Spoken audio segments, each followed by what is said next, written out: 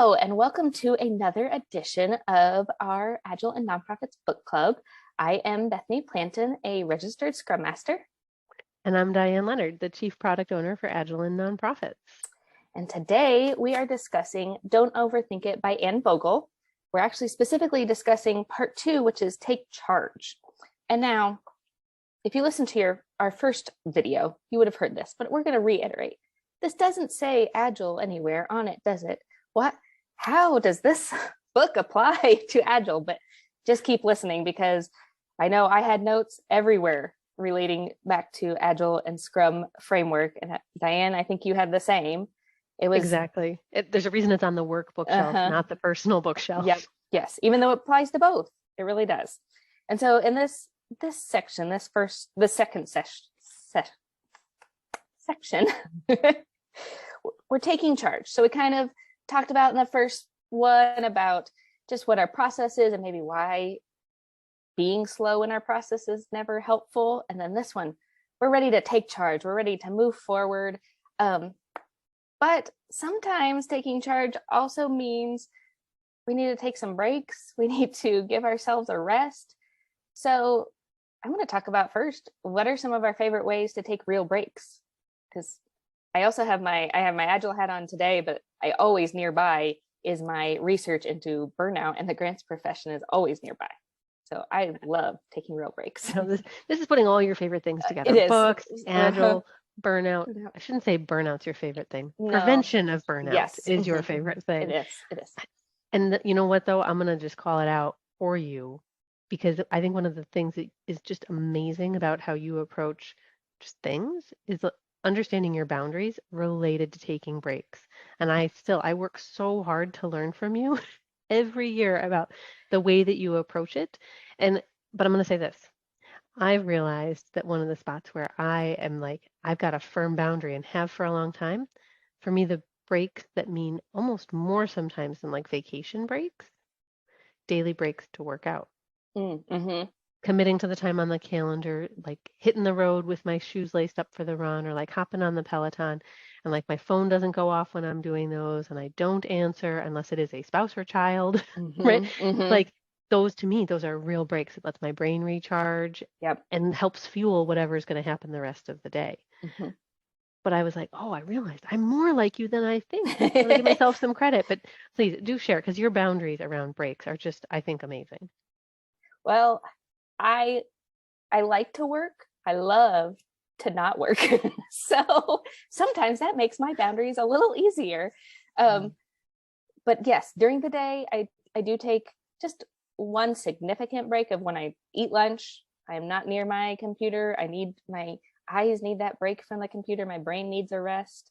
So I'm sitting at my kitchen table, which is right over there. And so just a few feet away, but it's a break from the computer. And then I take my dog out for a walk. And it's just as a good time to not be in the house anymore, get some fresh air, some outside air, not my stale inside air. And no matter what the weather is, I just have a break from the work, kind of be ready, mentally ready then for the afternoon. But then when my real breaks, my vacation breaks, yeah, you can't get a hold of me. Don't try. That's a good way for me to curse you later, because I don't even actually see the emails, so it doesn't bother me. Yeah. Well, and I think part of that, though, looking ahead in part 2, there's a lot of conversation about routines and rituals, and the way you described your lunch and your walk with Sweet Gypsy, right? Your employee of the month, your health and wellness director. Yes. Right. That's an important ritual in your day. That's a break that helps you refuel. It's my morning workout. I don't like to work out at night. If I wait till 5 or 6 p.m., I'm stressed all day, just waiting for the endorphins, right? The ritual is about the morning and setting the stage for the day. So finding those that work for you to then fuel the good stuff, whatever it is, work or personal, the rest of the day, I think is part of what's so important in here. But also ties into why is the ritual of Scrum, having the same 5 events, having a time box, having the same cadence, the same sprint length, the same 15 minutes for daily Scrum. It becomes then something that's comfortable, something you don't have to think about. At lunch, you don't have to think about, well, where am I going to do? I'm going to have lunch away from the computer. I'm going to take the dog for a walk. Right. I'll have to think about how long is daily scrum. I know what that ritual looks like and feels like. So then you spend your time thinking about other things, Right. other tough decisions, Right. maybe two good Yes. choice type decisions. Hmm. We're never faced with those, are we? No, no, no. It's always obvious which is the better choice. No. So how do you ultimately decide when you are given two good choices? What are some of maybe your values that play into how you decide? Oh, I'm not supposed to answer that I face analysis paralysis from the first section that we talked about in the We other already video, talked. am I? You've taken care of that because you've read this book. Right? I mean, like, what a great problem to have. Mm-hmm. Two good choices, two good restaurants, two good grant applications, Two two good vacation new spots. clients. Oh yeah. I mean, right? Like we could go on and on. Times when Mhm. like both are great. And I'm like, well, what are your priorities? What are your values? Mm-hmm. I like that framing. Mm-hmm. If we're thinking in Scrum, we're thinking about like our focus values, our commitment values. If we're Right. thinking on the personal side about vacation values, quiet time, maybe no access to Wi-Fi, maybe lots of activity and dancing, I don't, right? Different things that Right. are important Yep. to us. I think having like something that's a filter Mm-hmm. to help make choices between the two. For me, Mm-hmm. that stands out. What about you? Yeah, agreed. I mean, especially Anne goes on about having values and what you value. And that really does help rise to the top, maybe one that makes more sense, even if it's not convenient. Because sometimes good choices are not convenient to you. They might cost some money, they might cost you time, but in the long run, you'll enjoy it more. You'll want to be there, other examples of like, oh, are you going to go to the wedding that's a couple states away? Well, if you value being together with people, then that might be the the better choice for you. But other people may value um, not disrupting their routine, or things are happening at home that they can't leave.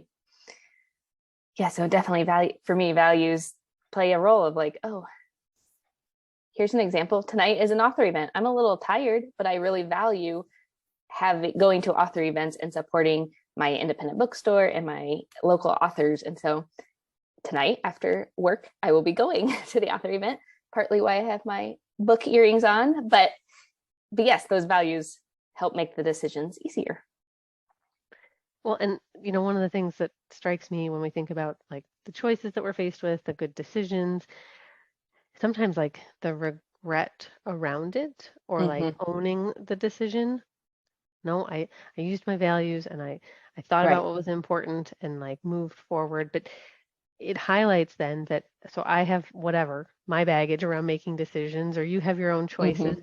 But then when we're in a workplace setting together and our team might be faced with two good decisions, but Mm-hmm. we might have slightly different perspectives as individuals on the team for what the best of the two decisions might be. And I think that's part of where then it gets complicated for not second guessing each other or going back into like not overthinking it. Mm-hmm. Is this going to make everybody happy? How do we decide? What are our Right. shared values? Who gets to talk about prioritization? And it made me really think about product owners Mm-hmm. for giving that prioritization to the team. We have many good choices or many important things to do, but I'm going to help the team. I'm going to share what Mm-hmm. the good choice is in an empowering sort of way to the team. But it did take me into that kind of roles and accountability Mm-hmm. conversation because otherwise I think a team setting, instead of having the empowerment as one to choose between two good choices, a team could get really stuck. Yeah.